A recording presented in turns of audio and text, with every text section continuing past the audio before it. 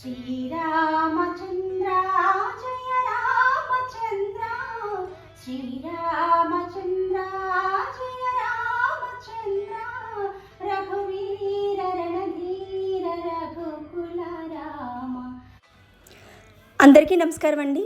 నేను మీ Vishalakshi. Welcome to mother's promise.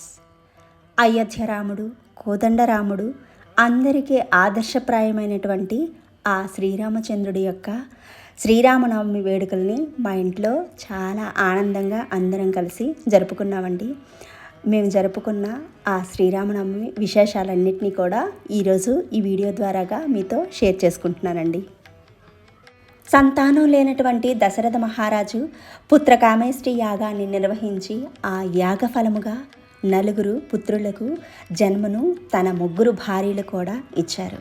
వారిలో మొదటివాడైనటువంటి శ్రీరామచంద్రుడే మనకి ఆదర్శప్రాయమైనటువంటి ఒక వ్యక్తిగా ఇవాటికి కూడా అందరి మనసులో నిలవై ఉన్నాడంటే అది ఎంతటి పరమాద్భుతమో ఒక్కసారి అందరూ ఆలోచించండి.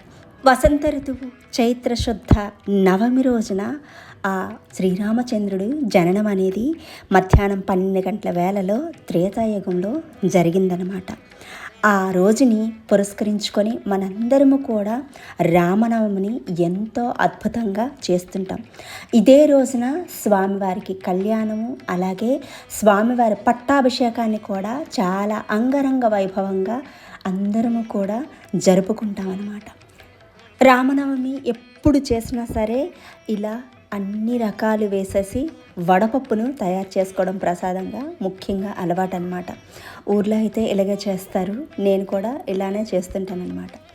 మనం చేసే పూజా ప్రసాదాలలో ఉపవాసం ఉంటాం కాబట్టి ఆ ఉపవాసంతో మనకి ఎనర్జీ రావడానికి ఆ ఫుడ్స్ అనేవి ఎంతగా ఉపయోగపడతాయో ఒక్కసారి అది కూడా ఆలోచించదగ్గ విషయం అనమాట. ఇందులో వాడే వస్తువులన్నీ కూడా మన ఆరోగ్యానికి ఎంతో మంచివి అనమాట. మనకి చాలా తొందరగా డైజెస్ట్ అవుతాయి, అలాగే తొందరగా శక్తిని కూడా ఇస్తాయన్నమాట. అందుకేనండి మనం చేసే ప్రతి ఒక్క పనిలో అర్థం పరమార్థం తెలుసుకొని చేయాలనే నేను ఎప్పుడూ అంటుంటానన్నమాట. ఎందుకంటే ఏదో పిచ్చిగా చేసేసామని కాకుండా దాని గురించి తెలుసుకొని, తప్పేం లేదు, తెలియకపోతే తెలుసుకొని చేయటంలో ఎటువంటి తప్పు లేదు. ఎందుకంటే తెలుసుకొని చేయడం వలన నలుగురికి చెప్పగలుస్తాము, అలాగే మన మనసును కూడా తృప్తిపరచుకోగలుస్తాం అన్నమాట మనం. అందుకోసమని నేను ఎప్పుడు ఏం పని చేసినా సరే కాస్త నిదానంగా దాని గురించి ఇంట్లో పెద్దవాళ్ళని అడిగి తెలుసుకుంటాను, లేదా చుట్టుపక్కల ఎవరైనా తెలిసిన వాళ్ళు ఉంటే వాళ్ళని అడిగి తెలుసుకొని చేస్తుంటానన్నమాట. ఇలా స్వామివారికి నైవేద్యంగా వడపప్పుని తయారు చేస్తాం, అలాగే పానకాన్ని కూడా తయారు చేస్తామన్నమాట. పానకం కోసం కొంచెం నీళ్ళను తీసుకుంటాం, అందులో కాస్త బెల్లాన్ని వేస్తాం, మిరియాల పొడిని వేస్తాం, అలాగే తులసి ఆకుల్ని కూడా వేసేసి పానకంగా తయారు చేసుకొని పెట్టుకుంటాం అన్నమాట. చూసారా, మనం వాడే వస్తువులు అనేవి మన ఆరోగ్యానికి ఎంత మంచిని చేకూరుస్తాయో. ఇది వేసవికాలం, అందువలన మన శరీరానికి చాలా దాహం అనేది వేస్తుంది, అలాగే శక్తిని తొందరగా కోల్పోయేటట్టుగా ఉంటాం కదా. అందుకోసమని ఆ పానకాన్ని తాగితే మనకి చాలా ఎనర్జీని ఇస్తుంది అనమాట. అంతేకాకుండా పంచామృతాన్ని కూడా తయారు చేస్తామన్నమాట. కొద్దిగా చల్లని చలివిడిని కూడా తయారు చేస్తాం అనమాట. చల్లని చలివిడి కోసం కొద్దిగా బియ్యం పిండిని, అలాగే బెల్లాన్ని, కొద్దిగా పాలుని, కొద్దిగా కొబ్బరి తురుముని వేసుకొని వీటన్నిటిని కలిపి చక్కగా చల్లని చలివిడిని చేసుకుంటాం అనమాట. ఇలా ప్రసాదాలన్నీ కూడా తయారు చేసేసుకొని చక్కగా దేవుడి గదిని అలంకరించేసుకొని పూజ కోసం మొత్తం అన్నీ కూడా సిద్ధపరచేసుకున్నాను. ఎప్పుడు అంతేనండి, నేను చక్కగా ముందు దేవుడి గదిని అంతటినీ శుభ్రం చేసేసుకొని అన్నీ పెట్టేసుకొని పూజకి ఏమేమి తయారు చేసుకున్నానో అవన్నీ క్లియర్గా చక్కగా అన్నీ పెట్టేసుకొని ఆ తర్వాత పూజకు కూర్చోవడం అనేది అలవాటు అనమాట. అంటే ఏది మర్చిపోకుండా చక్కగా చేసుకోవచ్చని ఇలా ఒకటికొకటి ఒక ప్రాసెస్లో చేసుకొని వెళ్తూ ఉంటానన్నమాట. ఇలా అన్నీ తయారు చేసుకున్న తర్వాత చక్కగా పూజ కోసం పూజను ఆరంభించుకోవడానికి దీపారాధనతో మొదలు పెట్టుకున్నాను అనమాట. ఏ పూజ చేసినా సరే నేను షోడశ ఉపచారాలతోటే పూజను ప్రారంభించుకొని వాటిని పూర్తి చేసుకొని పూజని పూర్తి చేసుకుంటాను. నాకు తెలిసిన పద్ధతిలోనే నేను చేసుకుంటానండి. డైలీగా నేను పూజను ఎలా చేస్తానో అలాగే పూజని ప్రారంభించుకున్నాను అనమాట. గంగా మంత్రాన్ని చదువుకొని చక్కగా మనం ఏర్పరచుకున్నటువంటి ప్రసాదాల మీద, అలాగే పళ్ళ మీద, అలాగే మనం అలంకరించుకున్న అలంకరణ మీద, అన్నిటి మీద కూడా చక్కగా నీళ్లు చల్లుకొని శుద్ధిని చేస్తాం కదా, అలా ముందుగా శుద్ధి చేసుకొని ఆ తర్వాత ఆచమనం చేసుకొని ముందుగా విఘ్నేశ్వరుడికి పూజను ప్రారంభించుకున్నానండి. అంతే కదా, ఏ పూజ చేసినా సరే మనకి ఆదిదేవుడు గణపయ్యే కాబట్టి ఆయనకి ముందుగా పూజ చేసుకొని తర్వాత మిగిలిన పూజని పూర్తి చేసుకుంటున్నాను అనమాట. విఘ్నేశ్వరుడికి పూజ చేసేసుకొని ఆ తర్వాత ఆయనకి ప్రసాదంగా బెల్లాన్ని సమర్పించుకొని ఆ తర్వాత రాముల వారికి చక్కగా మంత్రాలను, నాకు వచ్చిన మంత్రాలను చదువుకుంటూ, అలాగే అష్టోత్తర నామాలు ఉంటాయి అవి చదువుకుంటూ ఆ తర్వాత ఆ స్వామివారి నామాలని, కీర్తనల్ని చదువుకుంటూ చక్కగా పసుపు, కుంకుమ, అక్షతలు, గంధము, పువ్వులు, పత్రి అన్నిటితో కలిపి కూడా చక్కగా ఆయనకి అభిషేకాన్ని చేసుకున్నాను. అంతేకాకుండా పంచామృతాలతో కూడా చక్కగా అభిషేకాన్ని స్వామివారికి చేసుకున్నాను అనమాట.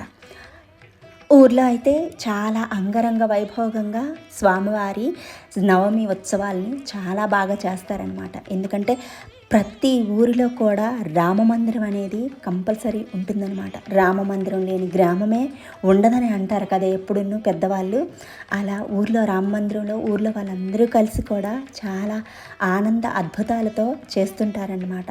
స్వామివారికి కళ్యాణం చేస్తారు, ఊరందరూ కలిసి పట్టాభిషేకాన్ని చేస్తారు, స్వామివారిని ఊరేగిస్తారు, ప్రసాదాలతో చక్కగా ఇంటింటికి ప్రసాదాన్ని అందించి అందరినీ కూడా రామమయంగా ఆ ఊరి మొత్తాన్ని కూడా తీర్చిదిద్దుతారనమాట.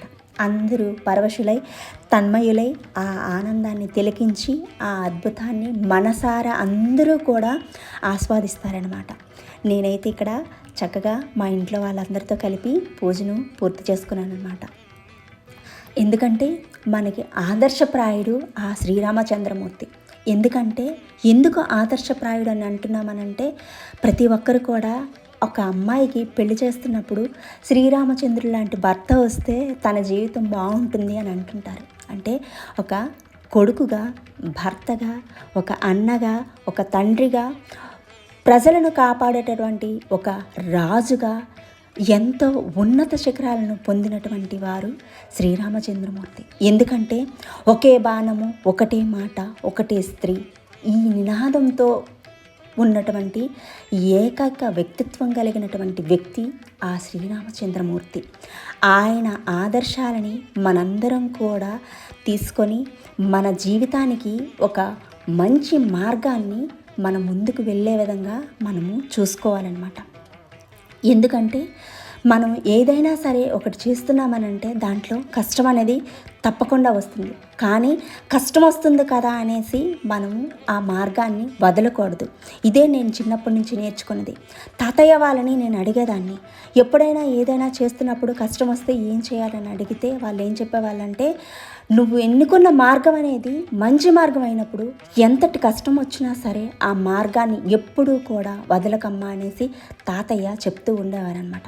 కథల రూపంలో, పాఠాల రూపంలో, పద్యాల రూపంలో, వ్యాసాల రూపంలో చాలా రకాలుగా తాతయ్య చాలా చెప్పేవారనమాట. వాటన్నిటినీ కూడా ఒక్కసారి జ్ఞాపకానికి తెచ్చుకొని నేను కూడా మా పిల్లలతో చక్కగా అవన్నీ షేర్ చేసుకున్నాను అనమాట. ఎందుకంటే ఇప్పుడు మన పిల్లల్ని మన దగ్గరే పెంచుకుంటున్నాం కాబట్టి పెద్దవాళ్ళ మధ్యలో వాళ్ళు పెరగటం లేదు కాబట్టి వాళ్ళకి తెలియని విషయాలని మనం తెలియజేస్తూ, మనం తెలుసుకుంటూ తెలియజేయటం అనేది చాలా ఉత్తమమైనదనమాట. మనకు తెలిసినవి చెప్తూ, తెలియనివి తెలుసుకొని వాళ్ళకు చెప్తూ వాళ్ళని కూడా మంచి మార్గంలో నడిపేటట్టుగా రేపు భావి భారత పౌరులు అనే వాళ్ళు ఇలా ఉండాలి అని మనం మన ఇంటి నుంచే మొదలు పెట్టుకోవాలన్నమాట ఏ పనినైనా సరే. అదేవిధంగా పిల్లలతో కూడా చక్కగా పూజను పూర్తి చేయించాను. రామ రామ రామేతి రమే రామే మనోరమే సహస్రనామ తత్తుల్యం రామనామ వరాణనే. జై శ్రీరామ్. ఇలా చక్కగా నాకు వచ్చినటువంటి కొన్ని భజన పాటల్ని, కొన్ని కీర్తనల్ని, అలాగే తారక మంత్రాన్ని కూడా చక్కగా నేను చదివి పిల్లలతో చదివించి పొద్దున పూట పూజని చక్కగా ప్రశాంతంగా పూజను చేసుకున్నాను. ఉపవాసం కాబట్టి స్వామివారికి ఏ ఏ నైవేద్యాలను అయితే పెట్టానో ఆ నైవేద్యాలనే నేను తీసుకుంటానండి. ఎప్పుడు కూడా అంతేని ప్రసాదంగా ఏవైతే నైవేద్యంగా నేను పెడతానో స్వామివారి పూజ కోసం ఆ వాటినే తినడం అనేది అలవాటు అనమాట, ఎప్పుడు ఉపవాసం చేసినా సరే. అలాగే సాయంత్రం కూడా చక్కగా సంధ్యాదీపాన్ని కూడా పెట్టుకున్నాను అనమాట. ఇంటి గుమ్మాల ముందు పొద్దున్నే చక్కగా అలికి బియ్యపిండితో ముగ్గులు వేసుకున్నాను కదా, ఆ ముగ్గుల పైన దీపావళికి ఎలాగైతే మనము దీపాలని చక్కగా ఇంటి మొత్తంగా వెలిగించి ఆనందంగా జరుపుకుంటామో అలాగే రామనవమి రోజున కూడా చక్కగా ఇంటి ముందు గుమ్మానికి అటుగా ఇటుగా దీపాలను వెలిగించుకొని అలాగే వేసుకున్న బియ్యపిండి ముగ్గు పైన కూడా చక్కగా దీపాలను వెలిగించుకొని దీపావళిలాగా ఆనందంగా జరుపుకున్నాం. ఎందుకంటే ఆ ఆదర్శప్రియుని జన్మదిన వేడుకల్ని ఇంత అబ్బురంగా జరుపుకుంటున్నామని ఆ మనస్తృప్తి అనేది చాలా కలిగిందనమాట. ఊర్లో అయితే అందరూ ఒక్క దగ్గరగా కూర్చొని అన్నీ చేస్తారు కాబట్టి అది ఇంకా కన్నులకి పండుగగా ఉంటుందన్నమాట. కానీ ఏం చేస్తాం, ఎక్కడ మనం ఎలా ఉన్నామో దానికి అలవాటు పడి దానికి అనుగుణంగా మసులుకోవడమే మన పద్ధతి, అలవాటు కదా. అదే మంచిది కూడాను. మనకి లేని దానికోసం ఆలోచించటం కంటే మనకున్న దాంట్లో తృప్తి పడడమే మంచిదని నేను ఎప్పుడూ కూడా భావిస్తూ ఉంటానన్నమాట. చక్కగా మా తులసమ్మ దగ్గరికి కూడా పూజని పూర్తి చేసుకున్నాను. సంధ్యాదీపాలని తులసమ్మ దగ్గర కూడా చక్కగా వెలిగించుకొని పూజ చేసుకొని హారతినిచ్చుకొని ఇలా మొత్తంగా పూజను పూర్తి చేసుకున్నాను. శ్రీరామచంద్ర జయ రామచంద్ర, శ్రీరామచంద్ర జయ రామచంద్ర, రఘువీర రణధీర రఘుకుల రామ, రఘువీర రణధీర రఘుకుల రామ, శ్రీరామచంద్ర జయ రామచంద్ర. దశరథ నందన దయాభిరామ, దశరథ నందన దయాభిరామ, దానవ భంజన కోదండ రామ, దానవ భంజన కోదండ రామ, కళ్యాణ రామ కమనీయ రామ, కళ్యాణ రామ కమనీయ రామ, రఘువీర రణధీర రఘుకుల రామ, రఘువీర రణధీర రఘుకుల రామ, శ్రీరామచంద్ర జయ రామచంద్ర, రఘువీర రణధీర రఘుకుల రామ. జై శ్రీరామ్. ఇదండి మా ఇంటి రామనవమి. చక్కగా పూజలు నిర్వహించుకొని భజనతో కీర్తనలతో అర్చనలతో స్వామివారికి పూజను చేసుకొని ఆయన యొక్క కొన్ని కథల్ని పిల్లలకి చెప్తూ ఆయన యొక్క ఆదర్శ భావాల్ని ఏ విధంగా మన జీవితంలో పెంచుకోవాలి, ఏ విధంగా మన జీవితంలో మలుచుకోవాలి అనేసి ఒక్కసారిగా పెద్దలు చెప్పిన మాటలని సూక్తులని జ్ఞప్తికి తెచ్చుకొని మా పిల్లలకు కూడా అవి చెప్పి రామనవమిని పూర్తి చేసుకున్నామండి. ఈ వీడియో గురించిన కామెంట్స్ని కామెంట్ సెక్షన్లో ఇవ్వండి. అలాగే మన ఛానల్ని విజిట్ చేయండి, లైక్ చేయండి, షేర్ చేయండి, సబ్స్క్రైబ్ చేయడం మాత్రం మర్చిపోకండి. Thank you for watching. మీ విశాలాక్షి.